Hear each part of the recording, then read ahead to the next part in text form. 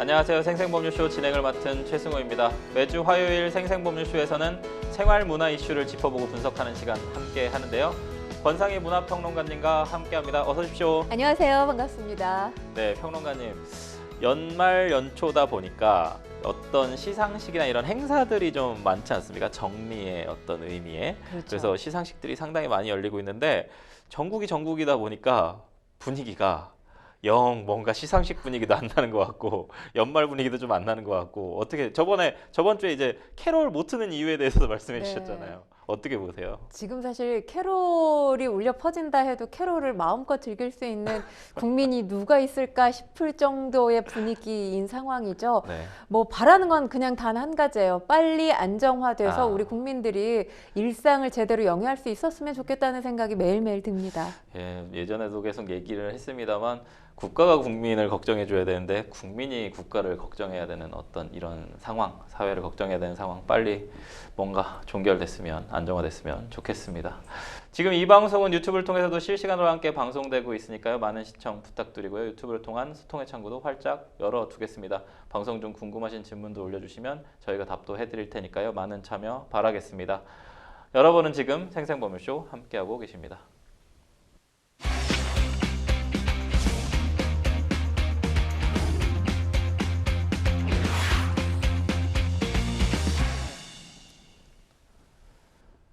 첫 코너는 생생 코멘트입니다. 생생 코멘트는 각 분야에서 화제가 되고 있는 인물들과 이슈를 주제로 그 말을 하게 된 배경과 의미를 다양하게 풀어내는 코너인데요.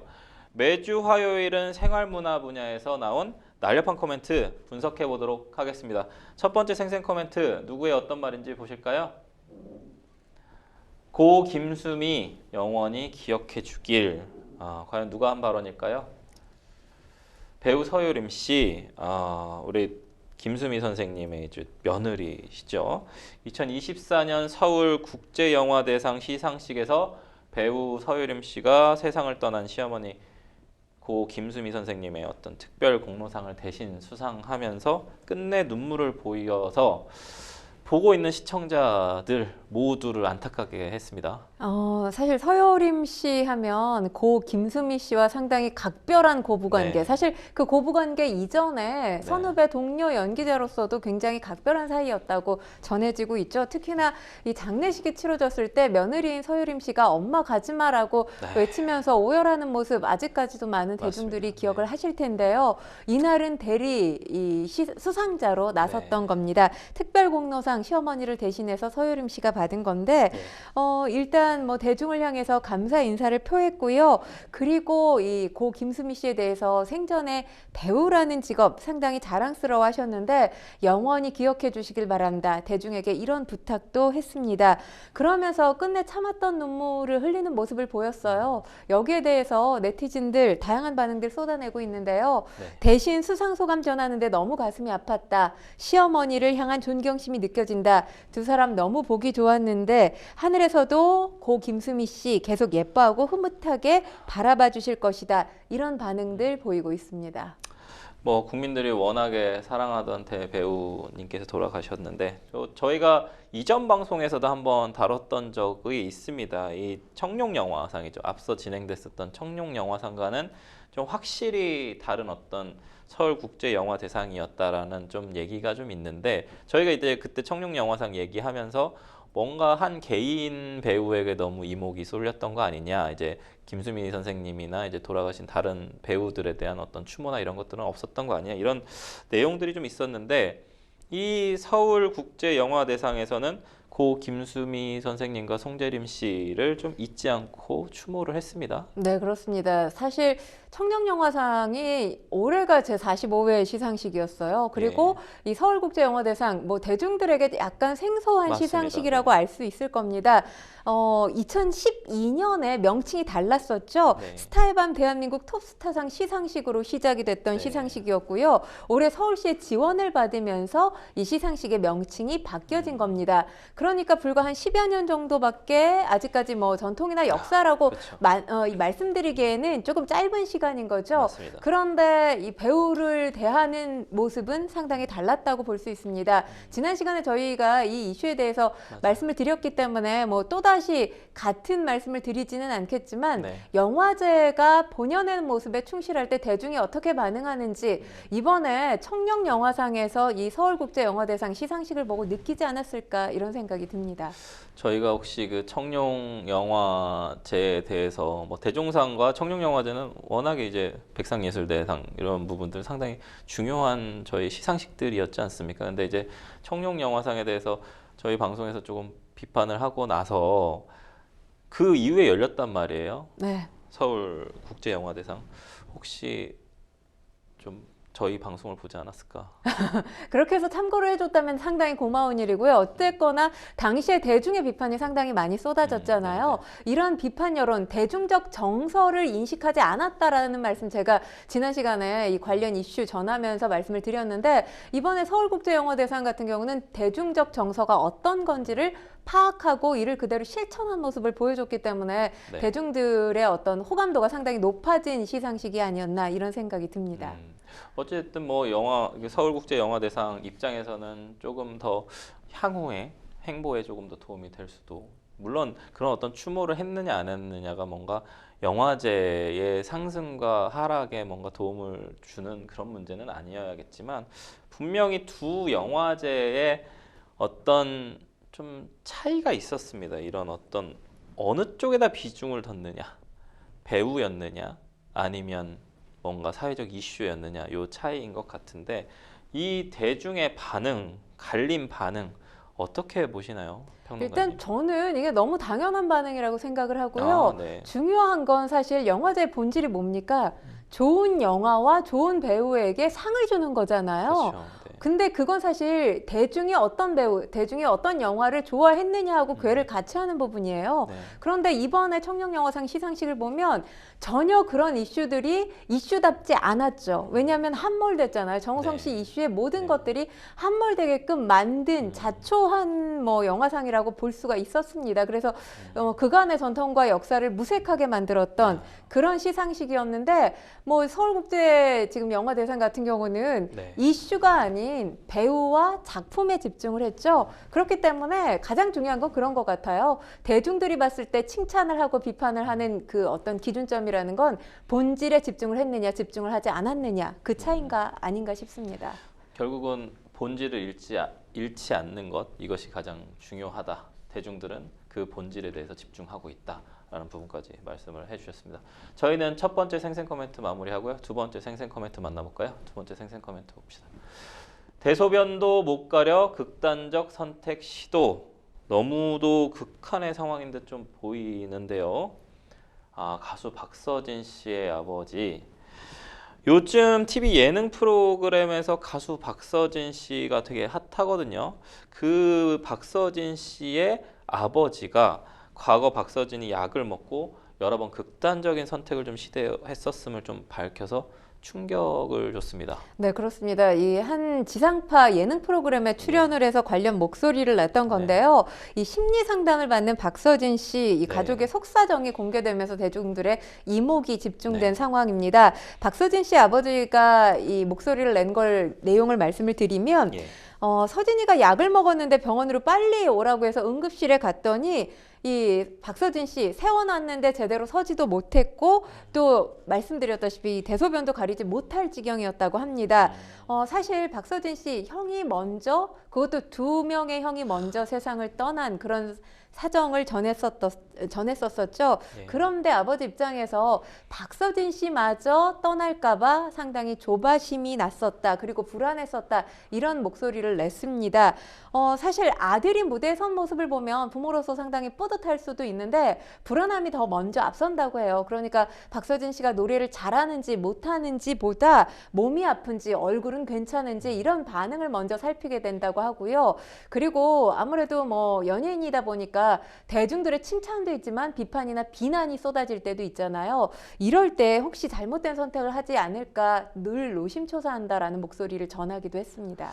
부모님 입장에서는 아들이 셋이 있는데 둘이 먼저 떠나게 되고 하나 남은 아들마저 뭔가 극단적인 선택을 할 수도 있다는 불안감, 그런 부분들에 대해서 걱정, 또 이제 연예인의 삶이라는 또 삶이 또 욕을 먹어도 버텨야 되는 또 삶이니까 그런 거에 대한 또 걱정과 근심으로만 화면을 계속 본다라는 의미인 것 같은데, 박서진 씨 아버지가 방금 얘기했었던 내용처럼 15년 전에 두 아들을 그것도 49일 간격으로 좀 떠나보내셨어요. 죄책감으로 좀 힘든 시간을 보냈다고 하는데, 아들들을 먼저 떠나보낸 슬픔이 좀 이루 말할 수 없을 것 같습니다, 평론가님. 가족을 잃은 상실감, 그 가운데서도 부모가 자식을 먼저 떠나보낸 상실감은 사실 어느 누구의 어떤 위로의 말로도 위로가 되지 않을 거라는 생각이 듭니다. 만성 신부전증을 앓고 있었던 작은 형의 49제 당일날 간암 투병을 하던 큰 형이 간이식 부작용 때문에 세상을 떠났던 건데요. 서울에서 2달간 첫째 아들 간병호를 이 아버지께서 열심히 하셨다고 합니다. 그런데 그런데 작은 아들의 49제를 치르기 위해서 잠깐 자리를 비운 사이에 첫째 아들이 세상을 떠나게 됐던 거죠. 결국 이 첫째 아들이 세상을 떠나는 그 모습을 보지 못한, 임종 순간을 보지 못한 아버지, 이게 한으로 남아있다, 이렇게 밝히기도 했는데요. 이 시간, 사실 뭐 부모는 자식을 가슴에 묻는다고 하잖아요. 15년이 넘는 시간이 흘렀음에도 불구하고 이 두 아들에 대한 죄책감, 박서진 씨 아버지의 가슴을 짓누르고 있는 상황입니다. 그것이 고스란히 아들 박서진 씨에 대한 걱정과 불안으로 이어졌다라는 게 이날 사실 예능 프로그램이었지만 눈물이 넘쳐나는 그런 프로그램이었던 상황이었습니다. 눈물바다였어요. 뭐 백지영 씨는 눈물을 전혀 거의 멈추지 못하더라고요. 오열하다시피 한 모습을 보였죠. 네. 박서진 씨는 과거 좀 극단적인 선택을 했었던 이유에 대해서 어렵게 이야기를 하기도 했습니다. 과거에 한 선배가 박서진 씨한테 이런 얘기를 했다고 해요. 네. 너처럼 못생기고 가난하고 돈이 없고 노래도 못하면 가수를 하지 말아야 한다. 글쎄요, 이런 발언을 하는 사람의 인성은 도대체 어느 수준일지 이런 생각이 드는데, 고통이 그뿐만이 아니었습니다. 사실 박서진 씨가 장구의 신으로 상당히 유명하잖아요. 시장에서 장구를 치면서 노래를 하기도 했다고 하는데, 그런 가수 박서진 씨에게 가수 품위를 떨어뜨리면 안 된다. 그러니까 이 행위 자체가 가수의 품위를 떨어뜨리고 있다라는 거죠. 그리고 일부 팬들, 가수가 그런 곳에 가다니 떠나겠다, 이렇게 선언하기도 했다고 합니다. 그러다 보니까 그런 상황들, 이런 비판의 상황들을 견디지 못하고 아버지한테 이 약을 먹는 모습을 보여주면서 안 좋은 모습을 보여줄 수밖에 없었다, 이렇게 속내를 전하기도 했는데요. 사실 박서진 씨가 지금은 많은 대중들에게 사랑을 받는 가수이지만 이전에는 무명 생활이 지속되면서 가정 형편이 상당히 좋지 않았잖아요. 그러다 보니까 가장의 무게로 상당히 힘들었던 시절이 있었습니다. 형들이 세상을 떠나고 난 다음에 본인이 이제 형의 몫을 대신해야 된다는 압박감이 상당했었다고 해요. 가족들한테 부담을 주기 싫었기 때문에 이런 것들을 누구에게도 얘기할 수가 없었다라고 토로하기도 했는데, 그날 방송 보신 분들은 아시겠지만 심리 상담이 진행이 됐잖아요. 이때 박서진 씨가 이 심리 상담이 상당히 박서진 씨한테는 도움이 됐던 것 같습니다. 엉켜 있었던 실타래를 조금씩 풀 수 있을 것 같은 희망과 용기를 받다, 용기가 생겼다, 이렇게 얘기하고 있는데요. 가족 걱정도 되지만 가족들과 좀 더 가까워졌다라고 이야기를 하면서 지금도 병원을 다니면서 치료 잘 받고 있다, 이렇게 발언하기도 했습니다. 가장으로서의 어떤 그 무게감이 느껴지는 발언들, 슬픈데도 울지 못하는 그 모습들이 이제 시청자분들한테 그대로 전파를 타면서 사실은 시청자들도 같이 좀 슬퍼했었던 것 같습니다. 뭐 아까 이제 장구를 이제 시장에서 치고 노래를 부르는, 정말 노래를 얼마나 하고 싶고 좋아했으면 그런 콜라보레이션을, 요즘은 예를 들어서 아파트 부른 이제 로제가 장구 치면 그거는 뭔가 센세이션하고 좋은 콜라보레이션이고, 시장에서 장구 치고 노래 부르면 안 되는지, 그 선배는 정말 벌을 받아야 되지 않을까. 그런데 지금은 뭐 여러 가지 발언들을 뭐 윗세대나 모든 사람들이 조심하지만 과거에는 사실 환경이 그렇지 않았죠. 그렇죠. 직설화법이 뭔가 그 사람한테 약이 될지 독이 될지 전혀 생각하지 않고, 사실 말이라는 게 필터링을 거쳐서 맞아요. 나와야 아무 문제가 없잖아요. 네. 이렇게 필터링 없이 하는 말이 상대한테 얼마나 큰 상처를 주는지. 사실 이 발언 박서진 씨가 과거에 들은 발언이지만 다시 소환할 만큼 상처가 컸다는 의미예요. 그렇죠. 네, 그러니까 어느 누구에게도 심한 말, 필터링 거치지 않고 하는 말 자제해야 됩니다. 좋은 방향으로 뭔가 좀 나아가는 어떤 그런 경험들이 되었으면 참 좋겠는데 그래도 그럼에도 불구하고 그냥 워딩만 봐도 마음이 아픈 얘기는 맞습니다. 근데 지금 이런 약간 좀 핫하고 좀 뭔가 누군가에게 위로받고 있는 시청자들이 위로를 하고 있었던 이 박서진 씨한테 뭔가 또 구설수가 하나 또 나타났습니다. 이 지금 2018년에 가정사 여파로 정신질환 판정을 받아서 군대 면제를 받았는데 이 사실을 숨기고 입대를 뭔가 앞둔 것처럼 하면서 이 발언이 문제였죠. 입대 전에 모두가 알만한 히트곡을 만드는 게 목표다라고 인터뷰를 해서 대중을 기망했다라는 이 부분에 대한 지금 구설수에 휘말렸거든요. 네, 그렇습니다. 그래서 사실 이미지 회복이 가능하겠느냐 이런 목소리가 나오고 있는 게 예. 맞습니다. 왜냐하면 대중이 가장 분노하는 지점이 어떤 뭐 유명인이 잘못한 부분보다는 네. 그 이후에 어떤 태도를 보이느냐 그리고 거짓말에 대해서 상당히 분노하거든요. 박서진 씨가 바로 이 부분에 대해서 지금 논란이 상당히 컸던 네. 지점이었고 그리고 그 논란 직후에 바로 이 방송이 진행이 됐던 겁니다. 네. KBS 시청자 청원 게시판에 이 관련 예능 프로그램 하차 요구가 빗발쳤었고요. 네. 병무청에도 관련 민원이 세도했습니다. 이에 대해서 사실 박서진 씨가 어떤 해명을 내놨냐면 정신질환으로 군면제를 받았기 때문에 이걸 솔직하게 밝히게 될 경우에 아무래도 본인을 바라보는 부정적인 시선이 지배적일 수밖에 없을 것 같다라는 거죠. 그래서 방송이나 어떤 무대, 이 행사 무대 같은 데서 본인을 불러주지 않을까봐 상당히 무서운 마음이 들었다. 이렇게 밝혔습니다. 그럼에도 불구하고 그렇죠. 거짓말한 건 잘못한 거다. 이런 대중들의 비판이 있기는 했습니다만 네. 지금 방송을 통해서 이렇게 힘든 가정사 그리고 심리 어떤 상담 치료를 받는 모습이 공개가 됐기 때문에 해당 논란에 대한 시선 조금은 누그러지지 않을까라는 기대도 아마 박서진 씨가 하지 않을까 싶습니다. 뭔가 항상 그게 어려운 것 같아요. 순간의 욕심과 뭔가 좀 잘못된 판단이라고 해야 될까요? 분명히 솔직하게 얘기를 하면 대중들도 알아줄 수도 있는데 이걸 맞닥뜨려서 좀 해야 되는데 그게 되게 어려운 것 같습니다. 사실은. 근데 요즘의 시대가 과거랑은 좀 다르게 공정과 상식 그리고 정직에 대한 키워드에 대해서 사실은 대단히 시청자 혹은 국민들이 바라는 시대잖아요. 정직함과 공정성, 그 다음에 상식 이런 부분들에 대해서 박서진 씨께서 이제라도 뭐 좀 늦기는 했지만 정면 돌파해서 뭔가 이 문제를 해결하셨으면 좋겠습니다. 저희는 두 번째 생생 코멘트 여기까지 마무리하고요. 세 번째 생생 코멘트 넘어가 보도록 하겠습니다. 세 번째 생생 코멘트 볼까요? 정치인 아닌데 목소리 왜 내요?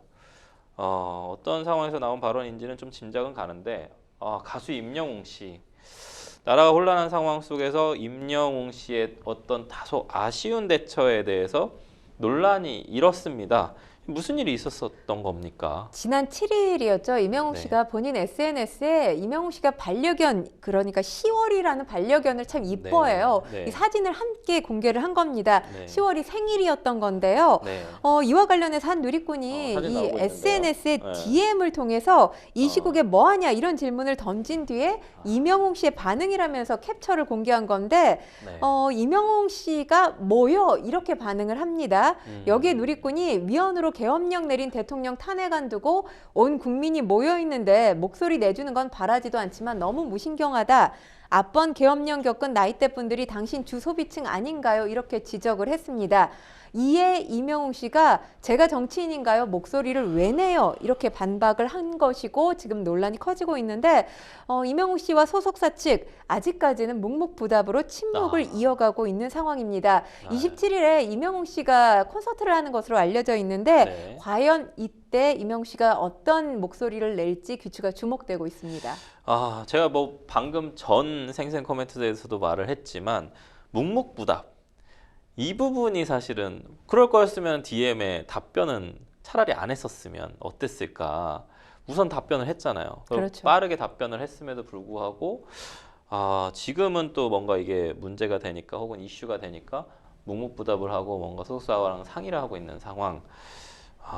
이 부분이 대중들의 분노를 조금 더 키울 수도 있지 않을까라는 좀 생각은 좀 드는데, 역시나 누리꾼들 갑론을박하면서 좀 뭔가 논란이 되고 있습니다. 평론가님은 이거 어떤 의견 갖고 계세요? 이 문제. 일단은 이와 관련해서 상당히 예. 실망이다 이런 반응이 있는가 하면 네. 정치적 입장을 밝히지 않는 것도 그 사람의 자유다 그쵸. 이렇게 예. 또 이명웅 씨를 옹호하는 발언들도 네. 있습니다. 네. 사실 아주 심각한 상황이죠, 우리나라가. 그런 상황이었고 이 사진을 올린 날이 정말 많은 시민들이 네. 이 여의도에 모여서 집회를 했던 그런 날이었어요. 네. 그러다 보니까 이와 관련해서 집회에 직접 참여했다라고 인증샷을 또 올리는 연예인들이 다수 있었고요. 또 이런 시국선언, 비판의 목소리에 동참하는 연예인들도 다수 있는 상황입니다. 그러다 네. 보니까 이런 연예인들과 비교돼서 지금 비판이 계속 거세지고 있는 그런 느낌인데요. 뭐 일단은 저는 일상사진 본인 SNS에 올린 것이기 때문에 이거 가지고 뭐라고 할 것까지는 없다고 예. 생각해요. 물론 눈치참 없다 이런 비판까지는 가능하겠죠. 네. 하지만 뭐 이 역시 개인의 자유를 침해하는 발언이 될 수도 있기 때문에 그렇죠. 저는 뭐 그와 관련된 비판도 적절하지는 않아 보이는데 가장 중요한 건 이명웅 씨가 정치적인 발언을 내놓지 않았다는 게 문제가 아니라 네. 어떤 대중이 보인, 그러니까 이 네티즌이 보인 반응에 대해서 뭔가 날선 듯한 반응이죠. 그렇죠. 왜요? 그리고 네. 본인이 정치인이 아니기 때문에 정치 발언 안 하겠다라는 취지로 네. 지금 발언을 한 거잖아요. 이 대처가 저는 논란이 된다고 네. 생각합니다. 맞습니다. 왜냐하면 네.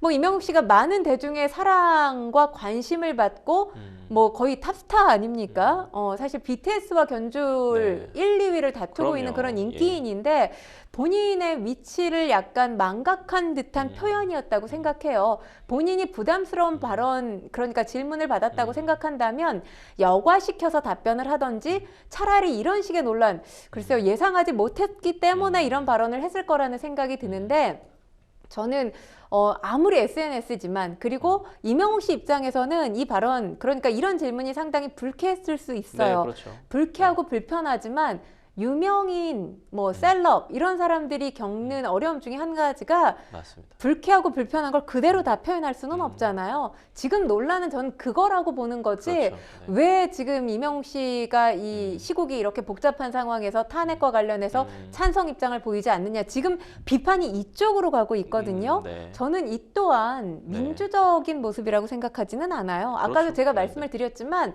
표현의 자유가 있는 반면에 네. 표현하지 않을 자유도 누구에게든 그럼요. 있거든요. 근데 지금 후자의 자유를 침해하는 듯한 비난과 비판이 쇄도하고 있습니다. 이 부분은 좀 경계해야 되지 않을까 싶습니다. 사실은 이명웅 씨가 대단한 공인이 돼버렸기 때문에 그의 말 한마디 한마디가 다양하게 좀 해석될 수도 있는 것 같아요. 근데 이제 DM이 왔는데 그거에 대해서 얼마나 많은 DM들이 오겠습니까? 쓸모없는 DM들도 많이 올 텐데 답변을 우선 했다라는 부분, 그리고 그 답변이 평론가님 말씀하신 것처럼 뭔가 부적절한 부분으로 해석될 수도 있는 그런 부분에 대해서 대중이 그것에 대해서 궁금해하고 약간 뭐 지금 이것에 대해서 문제 제기를 하고 그런 부분인 것 같습니다.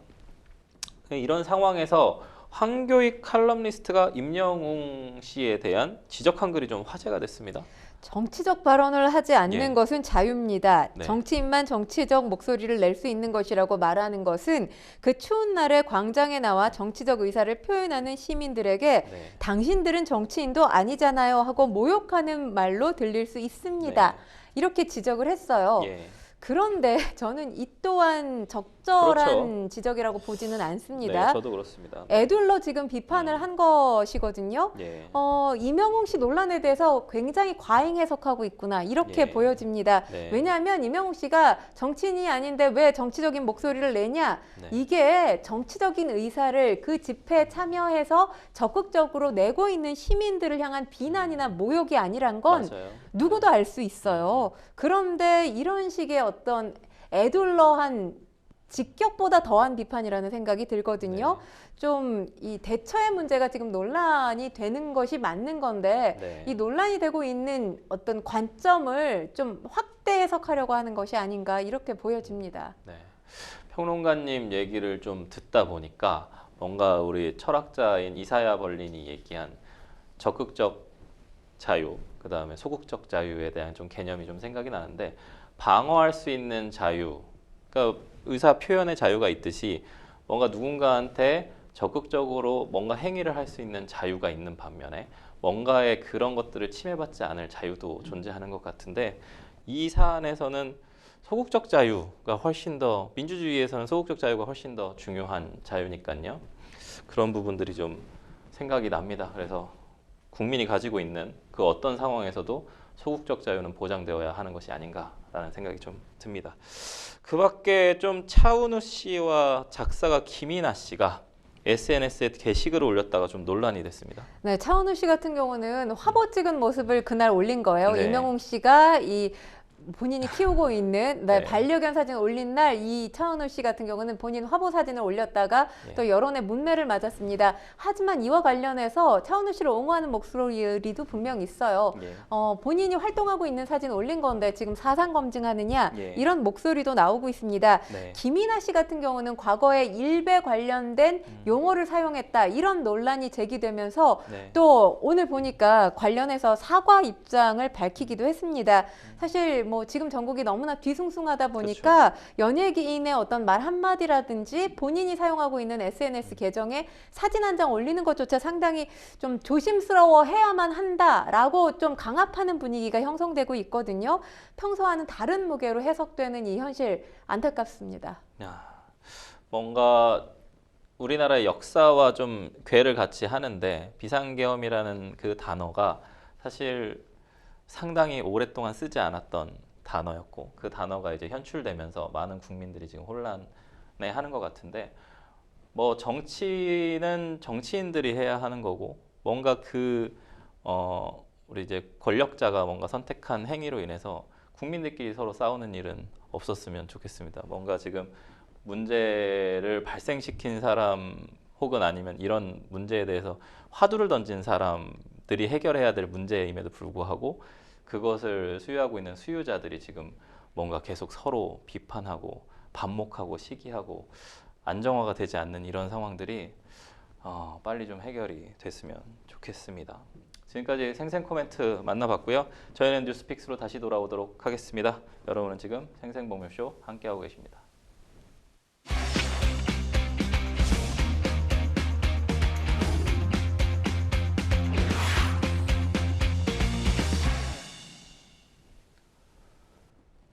네, 분야별 가장 핫한 소식을 집중 분석해보는 시간 뉴스픽스 시작하도록 하겠습니다. 매주 화요일 생활문화 분야 주요 이슈들을 짚어보는데요. 첫 번째 주제는 한강 노벨문학상 시상식 D-Day입니다. 너무 자랑스러운 일입니다. 소설가 한강이 한국인 최초이자 아시아 여성 최초로 노벨문학상을 받는 시상식이 바로 오늘입니다, 평론가님. 그렇기 때문에 저는 오늘만큼이라도 우리 네. 국민들이 좀 시름을 놓고 네. 이 시상식 보면서 좀 즐겼으면 좋겠다는 말씀을 드리고 싶은데요. 네. 오늘 자정에 바로 시상식이 열립니다. 네. 약 1시간 동안 시상식이 진행이 돼요. 스톡홀름의 네. 콘서트홀에서 열리고요. 네. 한강 작가의 경우 물리학 그리고 화학, 생리의학에 이어서 네 번째 수상자로 무대에 서게 됩니다. 네. 문학상 시상식은 스웨덴 할리먼의 종신위원인 스웨덴 소설가죠. 네. 엘렛 만손이 연설한 후에 한강 작가를 호명하게 되고요. 네. 스웨덴 국왕이 메달과 증서를 수여해서 마무리하게 됩니다. 시상식 자리에서는 한강 작가의 목소리를 직접 들을 수는 없는데 소개 연설의 마지막 문장이 수상자인 모국어, 그러니까 우리말이죠. 한국어로 소개될 예정입니다. 네. 시상식 노벨재단 유튜브를 통해서 전 세계에 생중계되고요. 우리나라 지금 각 방송사마다 생중계가 예약되어 있으니까요. 이따가 방송 즐겨보시면 좋을 것 같습니다. 정말 영광스러운 상이거든요. 물론 뭐 서양에서 제정된 상이기도 하고 그렇긴 하지만 우리는 노벨상에 대해서 어렸을 때 저도 노벨상 타는 게 꿈이었거든요, 평론가님. 네. 네, 대한민국 최초로 타는 게 꿈이었는데 이게 노벨 평화상 말고 그냥 일반 수상하는 어떤 각 분야에서 최초지 않습니까? 김대중 대통령 이후에. 그렇죠. 저는 사실 대단한 거라고 사실 생각하거든요. 사실은 네. 노벨상, 그러니까 노벨 문학상 수상자로 한강 작가가 선정됐던 네. 게 지난 10월이었잖아요. 네. 10월 초와 12월에 공기가 너무 많이 달라졌죠. 계절적인 공기가 아닙니다. 그건 다들 아실 거예요. 네. 지금 우리 뭐 국내 정치 상황이 녹록치 않은 상황이고 그것이 국민들에게 고스란히 여파를 주고 있는 상황이기 때문에 이 이슈가 탄핵 정국 이슈에 좀 매몰되는 경향이 있지 않나 이런 아쉬움이 듭니다. 하지만 오늘만큼은 꼭 기억해야 될 날이라는 거 많은 분들이 아실 거예요. 그래서 이날을 기억하고 이날을 좀 함께 잠깐이라도 즐겼으면 좋겠습니다. 아, 정말 제가 사실은 프란츠 카프카를 상당히 좋아하거든요. 카프카도 문학상을 탔었나요? 카프카 문학상 못 탔던 걸로 제가 알고 있는데. 그런가요? 그럼 더 대단한 거 아닙니까? 그러니까요. 그리고 뭐 지금 한강 작가가 사실 이 이전에 채식주의자로 이미 전 세계 이름을 알리기는 했습니다. 그런데 노벨 문학상이라는 건 또 다른 의미를 주잖아요. 그런 만큼 K컬처의 위상을 다시 한번 지금 세상에 드높였는데 글쎄요. 오늘 이후에 어떤 질문이 또 한강 작가에게 쏟아질지 저는 K컬처와 관련된 질문이 좀 쏟아졌으면 좋겠습니다. 대한민국의 뭔가 자부심이 느껴지는 어떤 수상인데요. 시상식인데 이 시상식이 1시간에 걸쳐서 스톡홀름 시청에서 좀 자리를 옮겨서 연회한다고 말씀하셨죠. 수상 소감 얘기를 하게 되는데 한강 작가가 어떤 말을 할지도 좀 주목되고 있습니다. 지난 6일 기자회견에서 계엄과 관련된 발언을 했어요. 무력이나 강압으로 언론을 막는 과거의 상황으로 돌아가지 않기를 간절히 바란다. 계엄 상황을 사실 강도 높게 비판했다고 저는 보여져요. 문학인의 목소리로. 이번에 전 세계인이 지금 대한민국의 불확실성에 집중하고 있는 상황이기 때문에 시상식 이후에 진행되는 만찬에서 사실 한강 작가가 목소리를 낼 수 있는 시간은 3분여에 지나지 않습니다. 이 짧은 시간 동안 본인의 작품에 대해서도 이야기를 하겠지만 저는 이와 관련된 목소리를 직접 낼 가능성, 물론 기자회견에서 한번 내기는 했습니다만 그 가능성도 배제할 수 없다고 보여져요. 연일 전 세계가 우리나라를 지금 어떻게 바라보고 있는지 뉴스에 도배되고 있는 상황이잖아요. 그런 상황에서 한강 작가가 이를 피해가지는 않을 것으로 보여요. 왜냐하면 한강 작가의 문학을 보면 늘 뭐 억압이라든지 폭력 그리고 회복으로 뭔가 마무리가 되는 이런 주제들을 그리고 있습니다. 지금의 상황과도 다르지 않다라는 목소리가 나오고 있는 만큼 그와 관련된 발언을 잠깐이라도 하지 않을까 싶습니다. 한강 작가가 노벨 주간에 여러 행사에 좀 참석을 하면서 바쁜 일정을 소화하고 있는데요. 평론가님, 그중 진행됐었던 8일에 문학의 밤 행사가 좀 화제였습니다. 네, 그렇습니다. 한강 작가가 이룬 문학적 성취에 대해서 경의를 표하는 각종 행사가 스톡홀름 곳곳에서 펼쳐지고 있는데요. 그 가운데서도 빼놓을 수 없는 게 문학의 밤 행사라고 할 수 있습니다. 이 한강 작가의 작별하지 않는다. 이 작품을 이탈리아 또 프랑스, 폴란드의 작가의 글과 함께 낭독되어지는 행사가 있었는데요. 한국어로는 우리 교민이죠. 스톡홀름 시립미술관에서 일을 하고 있는 신미성 씨가 담당을 했고요. 스웨덴어로 낭독을 한 사람은 바로 스웨덴 배우죠. 배우 안나 시세 씨입니다. 안나 시세 씨 같은 경우는 이 작별하지 않는다가 제주 4.3 사건을 모티브로 하고 있는 작품이잖아요. 그런 만큼 본인 아버지가 이제 서아프리카 출신인데 본인 선조들에게 일어난 그러니까 비극적인 역사를 이해하려면 이런 작품을 읽는 게 중요하다라고 하면서 세대를 거듭해도 고통과 분노가 남아있기 때문이다. 이렇게 밝히면서 이 작품에 대해서 또 낭독하는 현장에 대해서 의미를 부여하기도 했습니다. 그것과 관련해서 또 7일에는 스웨덴 할리먼에서 열린 2024년 노벨 문학상 수상자 강연에도 한강 작가의 강연도 좀 진행이 됐었습니다.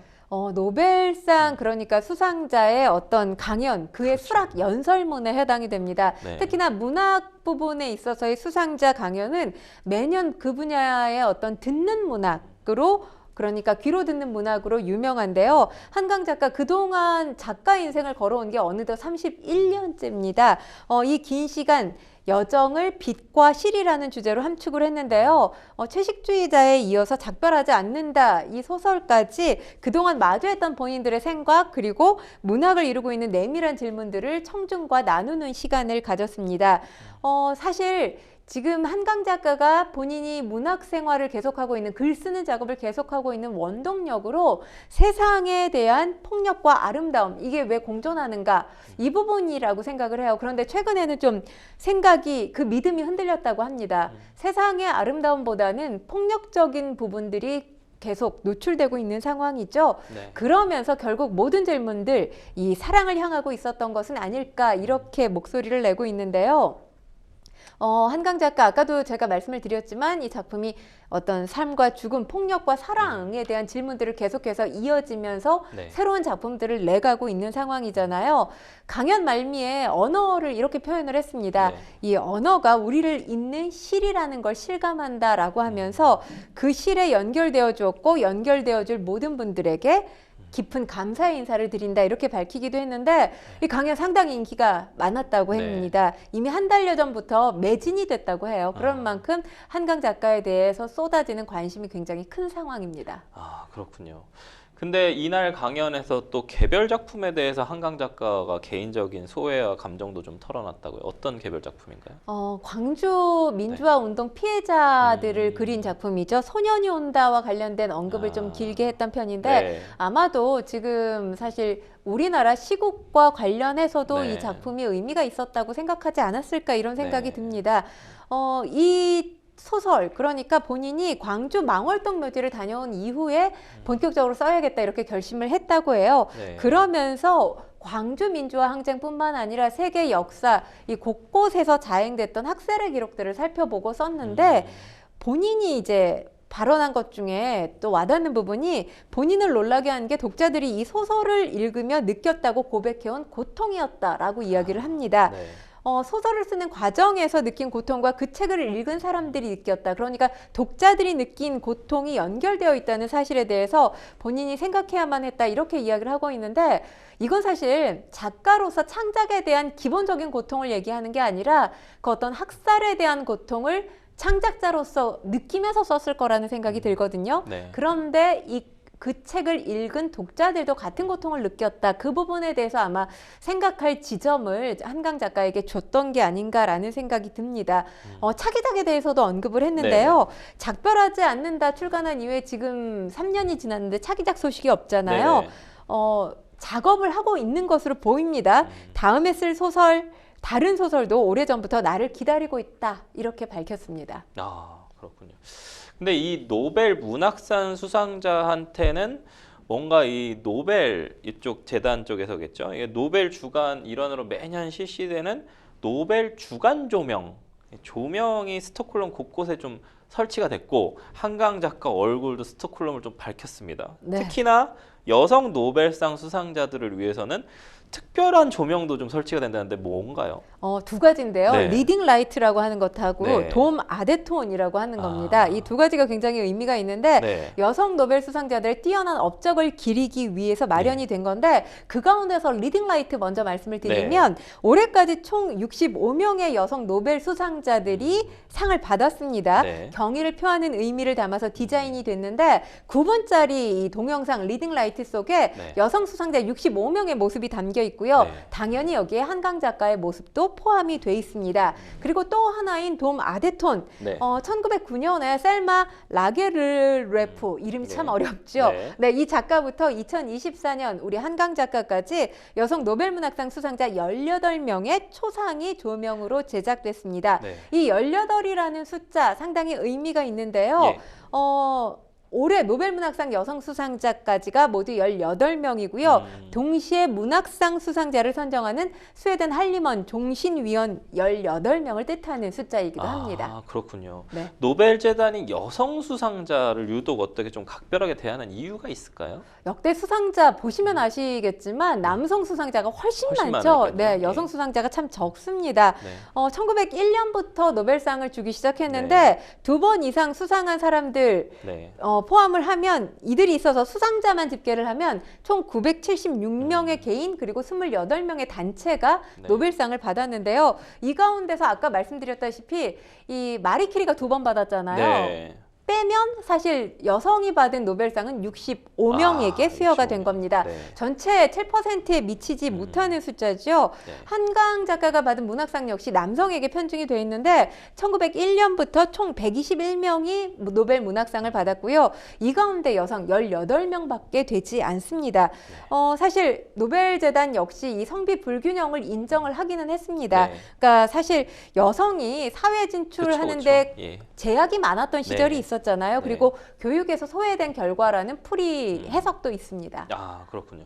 이런 와중에 한강 작가가 노벨 박물관에 특별한 물건을 기증했다고 하거든요. 이 박물관에 또 이제 뭐 친필 사인 이런 내용들 좀 있는데 어떤 내용이 뭔가 전통인 것 같은데요. 네, 그렇습니다. 노벨상을 받은 사람들이 노벨상 박물관에 본인에게 의미 있었던 물품을 기증하는 게 하나의 전통입니다. 네. 이번에 한강 작가는 찻잔을 기증했습니다. 찻잔이요. 이 찻잔이 그러니까 평상시에 지금 바로 저 나오고 있네요. 찻잔인데요. 네.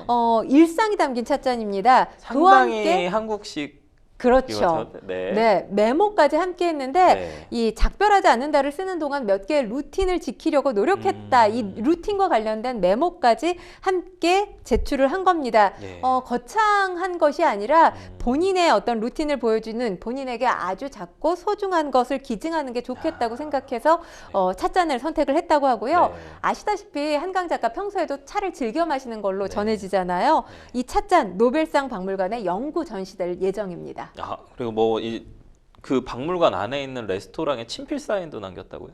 아, 그러니까 이게- 그 의자에 친필 네네. 사진을 남겼다는 건데 이것도 역시 전통입니다. 아, 네. 노벨상 제정 100주년을 기념했던 2001년부터 시작된 전통인데 네.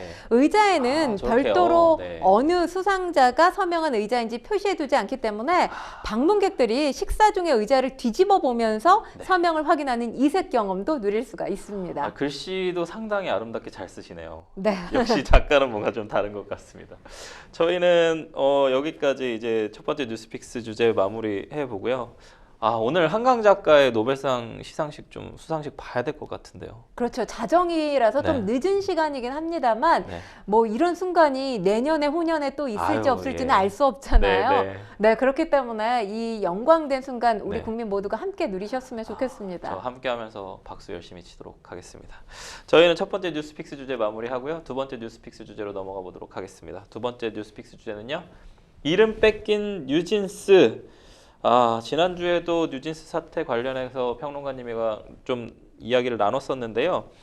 뉴진스 전속 계약 분쟁을 겪고 있는 좀 어도어가 결국에는 저희가 얘기했었던 것처럼 뉴진스 상대로 좀 소송을 냈다고요. 네, 전속 계약은 여전히 유효하다라는 유효하다. 입장입니다. 네. 관련해서 소송을 낸 건데요. 네. 법원에 전속 계약 유효 확인 소송을 지난 3일 제기했습니다. 네.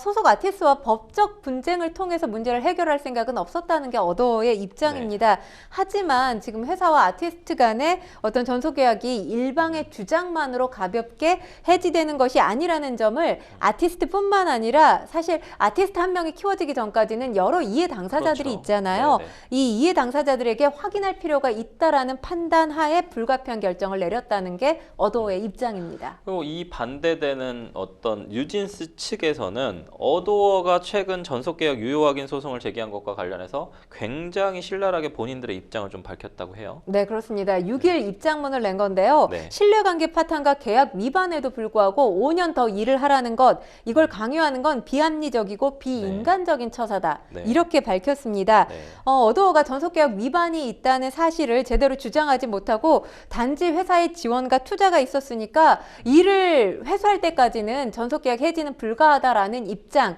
이 자체는 이미 투자금을 초과하는 이익을 어도어와 하이브에 돌려줬다라는 네. 게 지금 뉴진스의 입장입니다. 네. 그리고 지금 어도어가 계약상의 의무를 이행하지 않을 경우 네. 계약을 해지할 수 있다라는 조항이 있다는 것도 뉴진스 멤버들이 지금 주장을 하고 있는 상황입니다. 네. 전속 계약서에 명시된 대로 어도어와 하이브와 함께 일할 이유 더 이상 존재하지 않는다라고 밝히고 네. 있습니다. 이게 소송의 결과가 나오기 전까지는 사실 좀 알 수는 없습니다만 우선 당장은 뉴진스라는 이름에 대한 좀 논쟁이 붙어서 뉴진스도 자신들을 뉴진스 안 쓰겠다라는 쪽으로 약간 뭐 지금 방향을 정한 것 같고 어도어 측에서 쓰지 마라라는 부분이 좀 있는 것 같은데 저는 좀 궁금한 게 하나 있어요.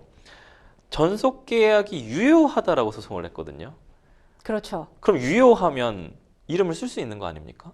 그런데 일단은 지금 뉴진스 상표권을 사실 어도어가 네. 가지고 있잖아요. 네. 근데 어도어가 상표권을 가지고 있는데 뉴진스에게 그걸 계속 쓰라고 한다고 한다면 뉴진스는 이미 우리는 어도어와 일하지 않을 거야라고 하니까 그렇죠. 어도어 입장에서는 이걸 허락해줄 명분이 사실 없어진 게 네. 뉴진스의 선택 때문에 없어진 게 아닌가라는 생각이 들거든요. 제 입장은. 제가 봤을 네. 때 지금 유효하니까 네. 그러니까 전속 계약이 유효하다고 주장을 하려면 뉴진스란 이름을 달고 활동을 더 해라라는 걸 요구하는 것 같은데 뉴진스는 나는 뉴진스 이름 안 쓰고 활동 안 할 거야. 전속 계약 무효야. 그러니까 취소야.